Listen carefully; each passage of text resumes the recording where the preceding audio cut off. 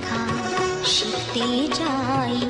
আমি বাবা মায়ের শত আদরের মেয়ে।